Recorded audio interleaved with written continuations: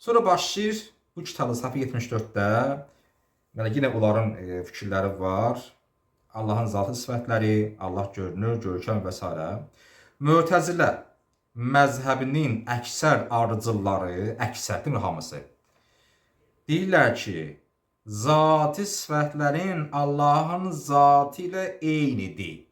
Pesok həm özüdür, həm şirinliyidir. Pesok deyəndə insanın zehninə pesok ayrı maddə, şirinli ayrı maddə gəlmirdi. Mötəzilə bizdə həmişə var, 12 şeylər. Biz deyən ki, Allahın zatı və sifəti ikisi eyni şeydir. Şirinlik sifətdir, pesok maddədir. Bunlar ikisi eyni şeydir. Həsən müəllim deyəndə, Əli müəllim, Vəli müəllim, Həsən ayrı adam, müəllim başqa şey deyil ki. Müəllimin sifəti bu Həsəndədir də. Mötəzilə bizdə də həmin şey var. Allahın zatı, yəni onun sifətinə ikisi bir yerlədir. Bizi kimi deyirlər ki, Allahın zatı, sifəti eyni şeydir. Bunlar zat ayrı, sifət ayrı, yox, belə şey deyil. Bunun müqabilində əhl-i hədis isə, əhl-i hədis, o ki, zahiri qəbul edir. Onlar deyirlər ki, Allahın sifətlərin onun zatına artırılmasıdır. Sifətlər onun zatına artırılıb. Yəni, əvvəl Allahın özü var idi, sonra sifətlər oldu. Belə başa düşmək olur ki, yəni Allahın sifətləri sonradandır. Bizdə də sifətlərimiz sonradandır. Gücümüz, elmimiz, dəlimlə cəhətlərimiz. Bunda bu nə xüsusiyyət olacaq. Əgər Allahın bir deyək, məsələn, misal vururam, sifətlərinə olan qüdrət sifəti, elm sifəti Allahda yoxdursa, Allahın elmi və qüdrəti olmadığı halda o elmi və gücünü yarada bilər. Yəni, mənim gücüm yoxdursa, mənim də üstünlük qaldı bilim. Allahın elmi yoxdursa, hansı elmlə, məsələn, nəsə yaratdı. Allahın qüdrəti yoxdursa, hansı cəhətlə gücü yaratdı. Yəni, bu açıq sualdır. Əgər qüdrəti ayrıdırsa, o belə çıxır ki, Allah öz gücünü yaradıb. Necə yaradıb? Gələr güc olsun, gücü yaradasan da.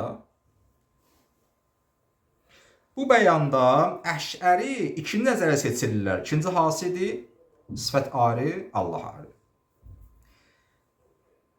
Seçib, ona bir şey də əlavə edib. Yəni, bizim də fikrimiz o barədə. Yəni, yaddan çıxmasın deyə ki, məsələn, biz də filan kəsik. Deyirlər ki, mən də görüm çatda bilsəm, Vladimir fikrim var idi. Nə gəlsən xülasıyla məsələ alınmır. O deyir ki, Allah Teala elm vasitəsilə alimdir. Diqqətlə qulaq asın diqqətlə. Allah elm, bizim fikrimiz ora Əşəridir. Allah elmin vasitəsilə alimdir. Qüdrətin vasitəsilə qadirdir. Biraz çıxır ki, qüdrət olmasa Allah olmayacaq. Yəni, Allahın gücə ehtiyacı var. Həyatın vasitəsilə diridir. İradanın vasitəsilə müriddir, iradə eləyəndir. Kəlamın vasitəsilə danışandır və s. Bu əzəli sifətlər onun zatı əsasında qaimdir. Yəni ki, var. Və sifətlərin zatla eyni və ya ondan qeyri olmasını demək düzgün deyil.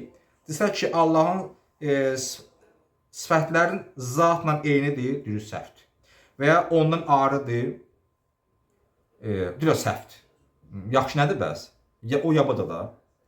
Burada Allah elm vasitəsilə alimdir. Nə deməkdir bu? Yəni, elm Allahın zatı ilə eyni təşkilləmir. Bir Allah ayrı, bunun elmi ayrı. Onun zatına artırılmışdır. Allahın zatına artırılıb. Yəni, Allahda hadislik var. Bizdə var hadislik. Bizim gücümüz əvvəldən deyil. Elmimiz əvvəldən deyil. Bizə sonradan olur elm və gücümüz. Necə atlarda da Allahın özündə də həmçinin hadis olsun, sonradan yaranan olsun elm və güc.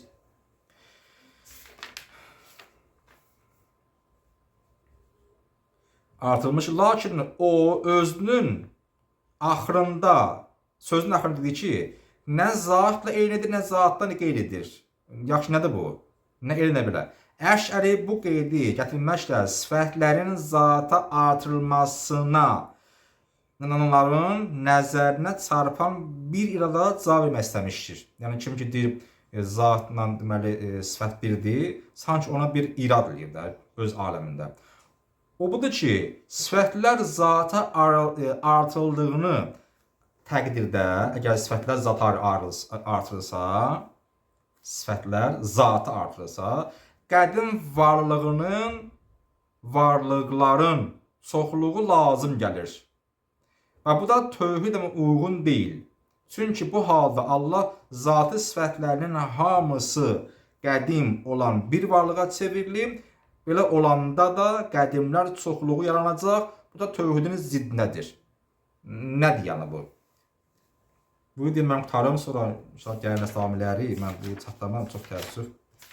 Deməsin də alınmır, desin də, deyəndə də vaxt gedir. Yəni deyir ki,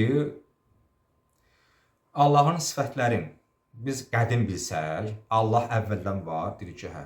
Onun sifətləri əvvəldən var, deyir ki, hə, məsələn içində.